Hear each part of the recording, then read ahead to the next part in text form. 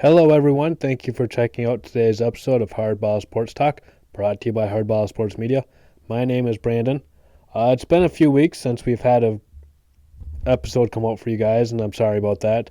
For the time being, I'll give you an update first off of what was going on. If you didn't listen to the podcast the other day, I was dealing with a sickness there for a little bit. I'm good to go now, though, back to pretty close to 100%. So thank you for everyone who reached out to me during that time.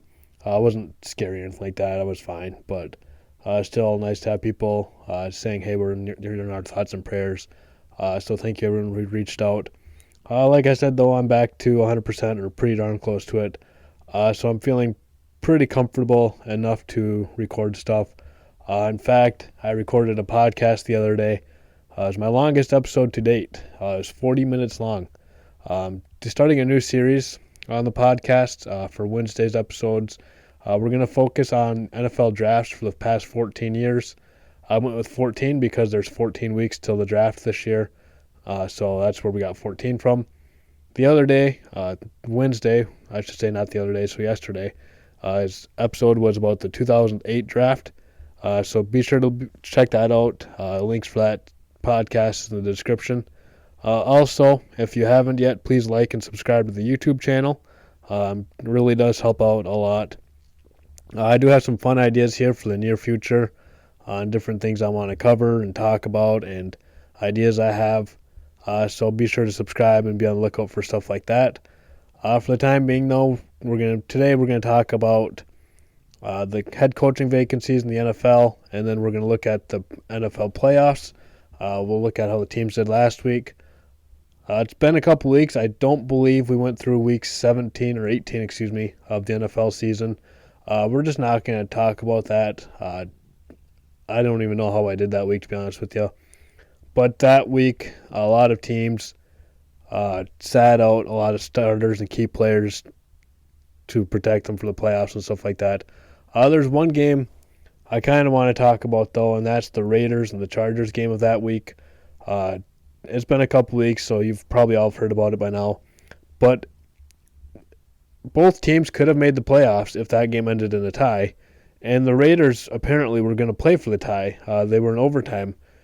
And the Chargers coach, Brandon Staley, called a timeout. And then the Raiders were like, well, let's kick a field goal then. Crazy turn of events there. I don't fault Brandon Staley for calling a timeout in that situation. I know a lot of people do. I'm in the belief that you play to win the game, you don't play to tie. So he did what he thought was best for his team to win the game, and I'm not going to attack a guy for that. There are decisions that coaches make that, really, you thought that was the right move to do. But how in the world was Staley supposed to know that the Raiders were going to play for a tie? That's my view on that. Like I said, though, we're not going to focus too much on week 17 or 18 of the NFL season. Let's look at last week's, though, playoff round. I watched most of the games. It was a fun week of NFL playoff football. So the first game we're going to talk about is the Bengals and the Raiders. It was the Bengals' first playoff victory since 1991. Crazy stat here. The first text message was sent in 1992. So nobody up until last week had ever sent a text, hey, the Bengals just won the playoffs, unless they were playing Madden, obviously, but that's not realistic. And I was curious about this. I am a Lions fan, and I looked it up. The Lions' last playoff game was in 1992 that they won, so I looked it up. The first text was December of that year, and the Lions won in January of that year. So nobody has sent a text about the Lions winning a playoff game. So maybe next year, who knows. I'm not going to count out Dane Campbell and staff, but we're not going to talk about the Lions too much today. The next game, the Bills absolutely destroyed the Patriots 47-17. It was one of those games where nothing could go wrong for the Bills and nothing could go right for the Patriots. The Bills, they scored on every offensive possession. They got a touchdown on every offensive possession. Did miss 2 extra points, which is a little concerning, but when it's 47-17, it's not the end of the world there. One thing, though, like I said, they scored on a touchdown on every offense possession, except for the last one where they took a knee. So absolutely mind-blowing stat there. especially playoffs against a Bill Belichick defense. That's unheard of. Josh Allen threw for 5 touchdowns, had the game of his life, 21 for 25 on passing there. So really good performance there for the Bills. Those were the Saturday night games. Sunday, the Buccaneers played the Eagles. It was 31-15. And I'm going to be honest with you, that game was not that close. The Buccaneers dominated there. The Eagles came back a little bit towards the end, but this game was pretty much out of reach the entire time for the Eagles. They just never could play with Tampa Bay, which I figured that'd be the case. And then the midday game was the 49ers and the Cowboys. And so we're going to talk about the referees here in a minute. Let's go through the games here. 2 games in the wild card weekend were disrupted by a poor officiating, and one of them was the 49ers and Cowboys. The 49ers won 23-17. The Cowboys did a mind-numbing decision at the end of the game. With 14 seconds left, they ran a QB draw and ran out of time to clock the ball. So they lost by 6 points. And then Sunday night, the Chiefs beat the Steelers 42-21. Again, not really shocked by that one. Steelers are probably the worst of the teams in the playoffs this year. And it looks like it's the end of Ben Roethlisberger's career. It looks like he's going to be retiring here in the next couple weeks or months or so. So a heck of a career for him. Personally, I really don't care for the guy, but I admire his accomplishments in the NFL. And then finally, the Rams had no problems whatsoever with the Cardinals, 34-11. Stafford getting his first playoff win. Didn't really do a whole lot. Threw 13 for 17, 202 yards, 2 touchdowns. So solid day there, but nothing too spectacular number-wise. But he got the playoff win, which is all that matters at this time of year. Kyler Murray, he made a decision that baffles me.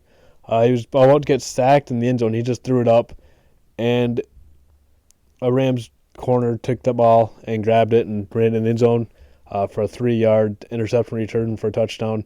It's actually the shortest interception return for a touchdown in NFL playoff history.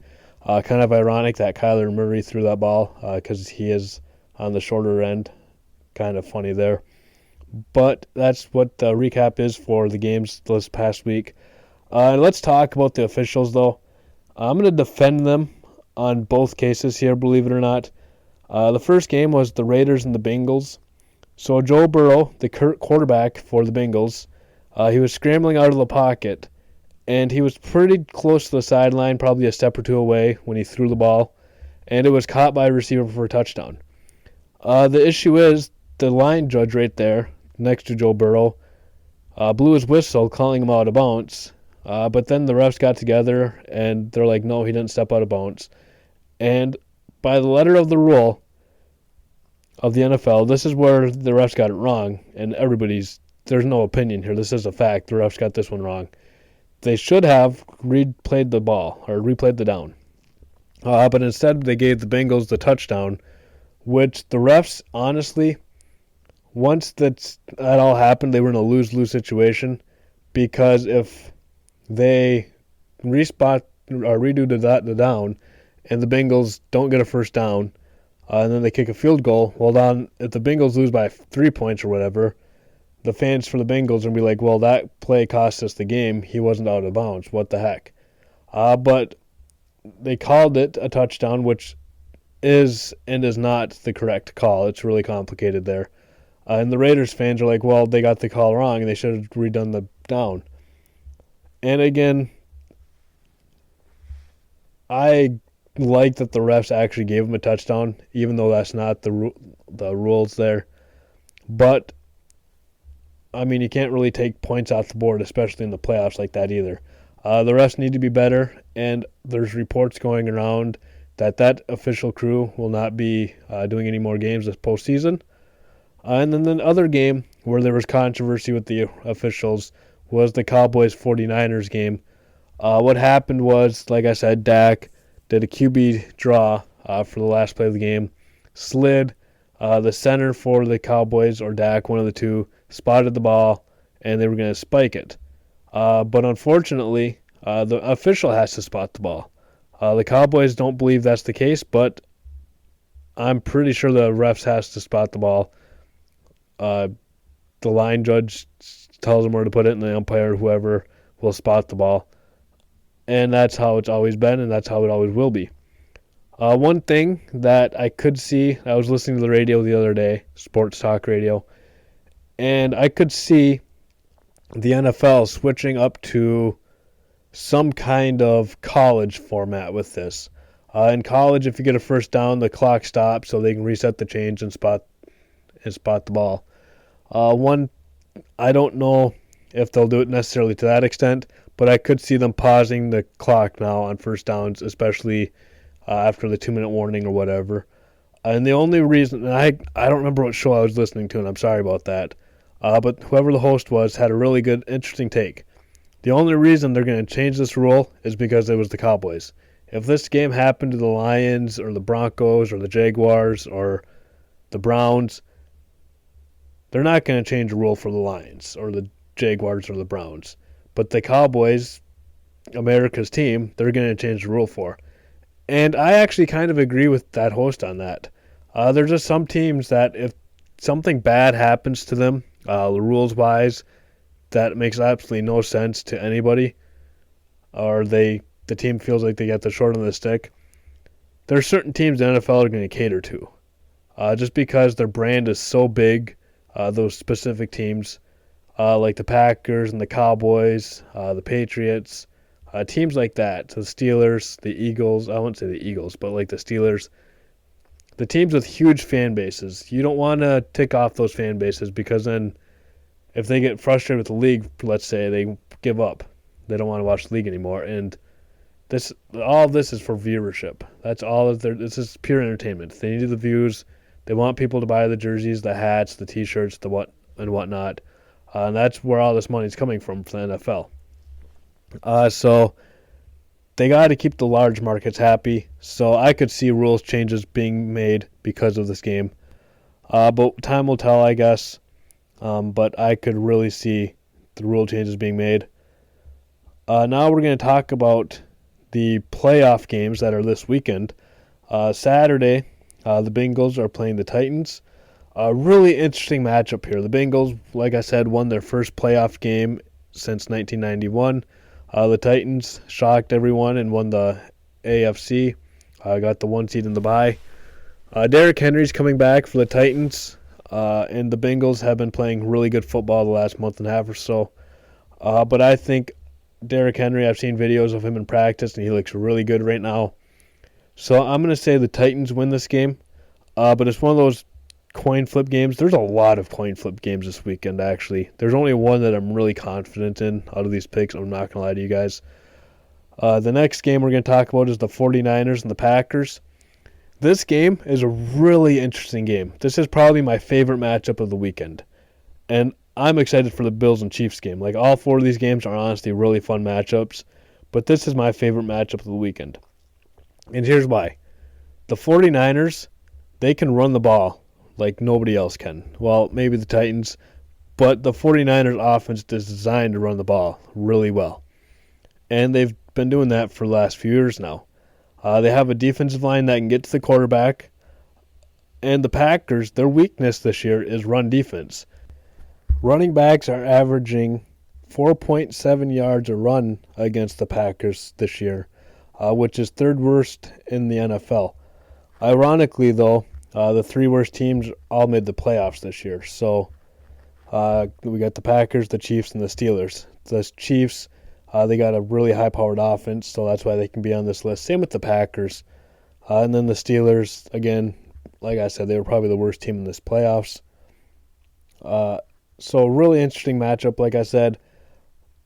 The Packers' O-line is starting to get healthy. David Bakhtiari played the last game of the season. The Packers are the 1 seed in the NFC, so they didn't have to play last weekend.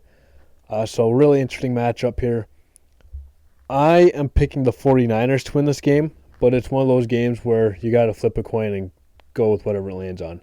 And that's kind of how I feel about this game. Packer fans are going to say, well, Brandon, you're a Packer hater. That's why you're not picking the Packers.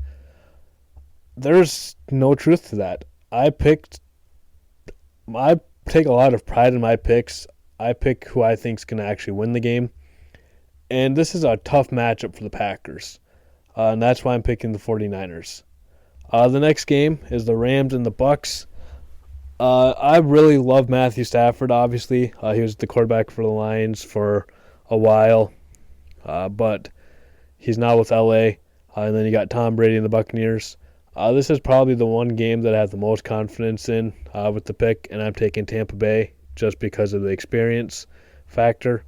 And then finally this weekend, we got the Bills and the Chiefs. Another really fun matchup. Both teams are high-powered offense. I'm going to go with the Bills, and the reason is they're hungry. This team really wants to get to the Super Bowl. Obviously, everybody does, but there's just a little different feel with the Bills this year than years past, and I think this might be their year. So I'm taking the Bills to win this game.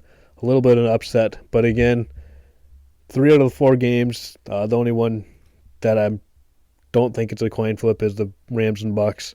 But the rest of them, flip a coin, and that's probably a safe bet to pick who's going to win this game. And then finally today, I want to talk about the head coaching vacancies in the NFL. There's 8 of them right now. The Raiders, technically, they have an interim coach. We'll talk about that in a second. The Vikings, Jacksonville, the Dolphins, the Bears, Denver, the Giants, and the Texans. So a lot of openings this year. A quarter of the league is looking for new head coaches.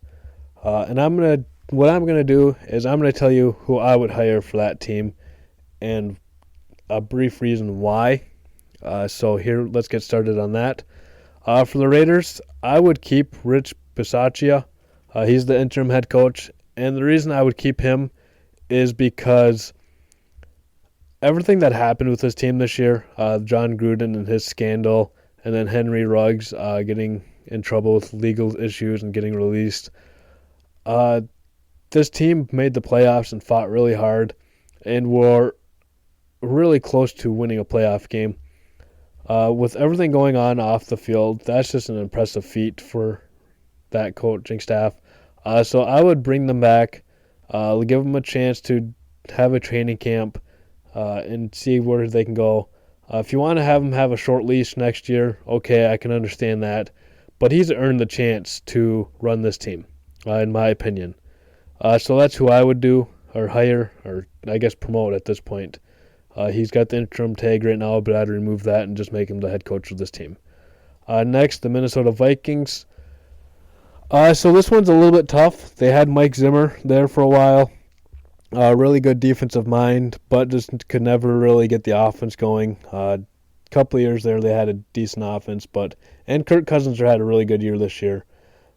But they were way too conservative in their play calling.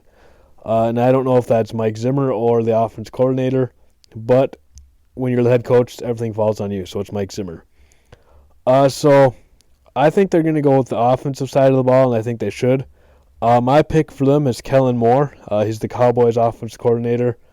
I'm a little bit biased. I love Kellen Moore. I went to Boise State, then played for the Lions and the Cowboys. Lions are obviously, like I said, my favorite team, and I've always loved Boise State. So that's my pick for the Vikings. The reason is because I think he's a creative young offensive mind, and I think he could do wonders with Kirk Cousins and Dalvin Cook. Next, we got Jacksonville. Obviously, they fired Urban Meyer after really a lot of things going on this year. My pick for them is Jim Caldwell, former head coach of the Indianapolis Colts and Detroit Lions. And the reason I'm taking Caldwell here is, yes, he's on the older side of things, but he is a culture changer. He can get in there and stabilize things for the Jaguars, and that's what they need. They need somebody to go in there and just stabilize things right now. That organization is a mess, and they need somebody in there with experience and knows how to handle these situations. And I think Jim Caldwell is the perfect fit for the Jacksonville Jaguars. Next, we have the Miami Dolphins, who fired Brian Flores for reasons that I'm not entirely certain. I've heard rumors of things that he didn't get along with the GM or the quarterback Tua Tagovailoa. That name is next to impossible to pronounce. But nonetheless, they fired him. For the Dolphins, because of Tua and all the important stuff that comes with him, I'm taking Eric Bieniemy, the Chiefs offensive coordinator. I think he's going to get his chance this year. He's interviewed the last couple of years, hasn't gotten a job yet, and I'm going to talk about something a little bit controversial here.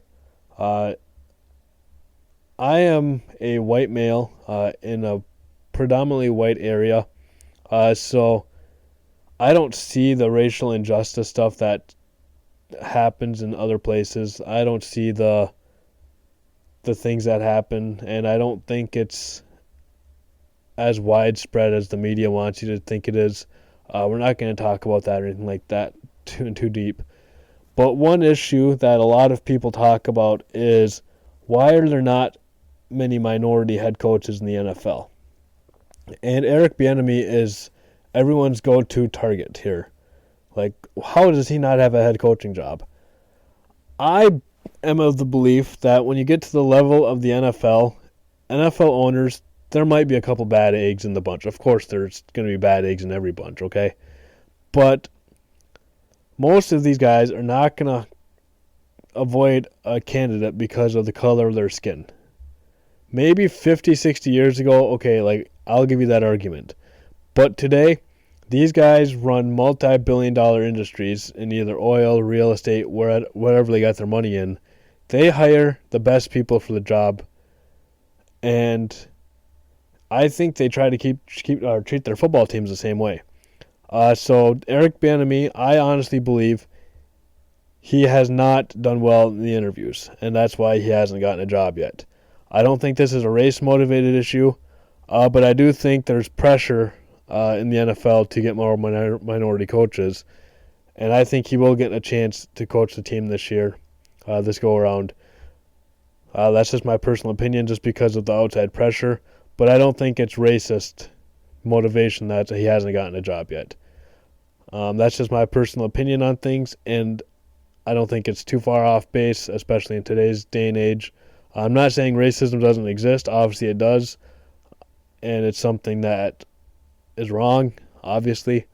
But I don't believe that Bieniemy not getting a head coaching job is a racist thing.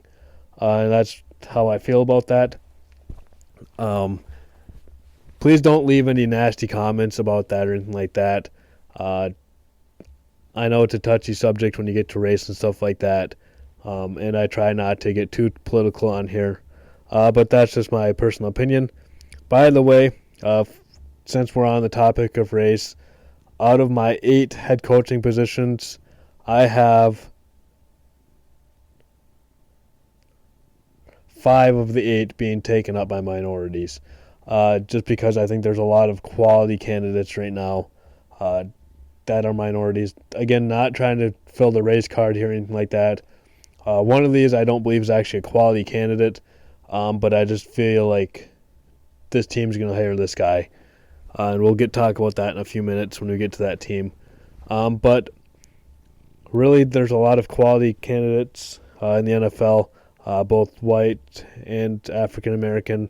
And I hope that teams are hiring the best guy for their job, not race-motivated, either way. And we'll talk about that when we get to the Texans a little bit more. Like I said, the Dolphins, I got Eric Bieniemy. The Bears, I can see them going after Brian Flores, and that's who I would hire also if I were the Bears. There's rumors with the Raiders also that Jim Hardball would go to the Raiders or the Bears. I don't see him, unless if the Raiders offer him the job. That's the only job I could see Harbaugh leaving Michigan for. I could be wrong on that, but that's just my gut feeling on that. But Brian Flores, he did a really good job in Miami. Just allegedly ticked off a couple people too many times, and that's why he's not there anymore. But I think he'll be a hot commodity in this coaching search, and I fully expect him to get a head coaching gig in the NFL again for next year. The Broncos, Byron Leftwich, I'm going to hire him for the Broncos. They need somebody to jumpstart that offense. Yes, they need a quarterback. That's first and foremost. And I think Byron Leftwich has done a great job in Tampa Bay. A lot of people are going to say, well, he's got Tom Brady. Okay, yes, he does. But he also had Jameis Winston at one point in his career. And Jameis Winston's not Tom Brady. Granted, he's a decent NFL quarterback. I wouldn't say he's a great quarterback or an all-star or anything like that. But he did have him have a year where he threw like 30 touchdowns. He also threw 30 interceptions. But Byron Leftwich can create an offense that can survive or thrive even. And so I'm going to give him to the Broncos. I think their offense needs a lot of help. And again, a lot of these depends on, for example, the offense coordinators that I have on this list. Who you're going to bring as your defensive coordinator. That's the most important hires these guys will be making, or the defensive guys. I got a couple of them here. Who are you going to bring in for your offense? Those are the questions that they should be asking the GM. The GM should be asking in these interviews. Another thing about these is a few of these teams that we're talking about, the Vikings, the Bears, and the Giants, all have openings at GM too. So that complicates things a little bit because there's no, for example, the Texans. The Texans, our front office is full of expatriates. So I have a Patriots assistant going to the Texans. Well, the Bears, they don't have a GM right now, so there's really no connection to any organization or anything like that saying, well, hey, I could see this guy going to Chicago because he worked with him in so-and-so. So that complicates things a little bit here for us. Speaking of GM openings, the Giants also have a GM opening, and they have a mess. That's what they have. That organization is one of the bigger messes in football right now, and there's really not a one size or one candidate here that I think is perfect for this job, but somebody that I think is deserving a head coaching job, and I just couldn't find another team for him, is Matt Eberflus, the Colts defense coordinator. And literally the only reason I picked him is because he's a quality candidate and the Giants need a coach. And because the Giants have issues on both offense and defense, Joe Judge was a special teams guy. The thing about Patriots assistants in the NFL is they try to be Bill Belichick. Guys, you're not Bill Belichick. Stop trying to be Bill Belichick. You can learn things from Belichick, obviously. I'm not saying don't learn from your bosses or anything like that, but be yourself. And that's the biggest thing with the Belichick coaching tree is they're all trying to be Belichick 2.0, and it always fails. Matt Patricia, Brian Flores to an extent, even though he was doing decent in Miami there when they fired him for whatever reasons. And then Josh McDaniels in Denver a few years back. A lot of his former assistants just don't pan out other places. But like I said, the Texans have a lot of Patriots people in their organization, so I'm giving them Gerard Mayo. He's the inside linebackers coach for the Patriots right now. We're going to talk about the Texans here for a minute. So they parted ways with their coach, David Culley, which I think that he was hired in the first place because of his ethnicity. And again, I'm not saying he wasn't qualified or anything like that, but I don't think he was qualified, so I guess I am saying that. There's just some people that are not designed to be head coaches. And David Culley has been in the NFL for a long time.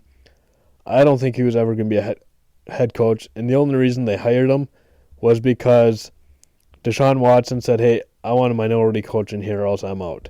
Well, then they hired Culley, and he goes, oh, I'm still out, by the way. And then all the legal stuff happened with Watson. So I really don't think this organization ever wanted David Culley as their head coach.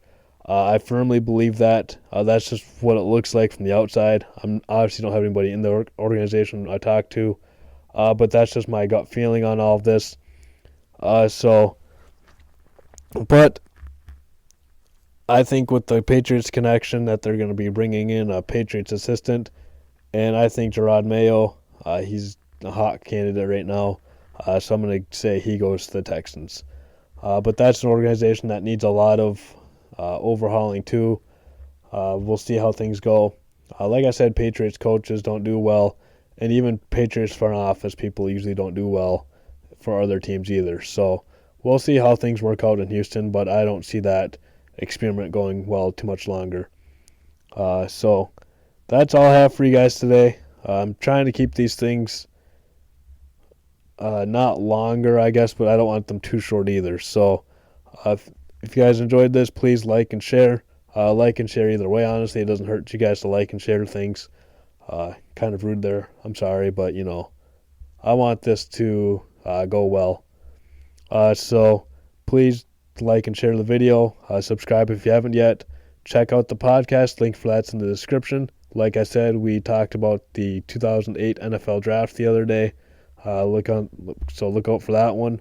And then in the future here, we're going to be talking about the Red Wings and the the Red Wings, the Tigers, lockout for baseball and stuff like that. So a lot of fun stuff planned for the next couple weeks here with the podcast and YouTube channel. So I hope you guys subscribe to everything and check everything out. Thank you so much for checking today's video out. I hope you guys have a great day. We'll talk to you later.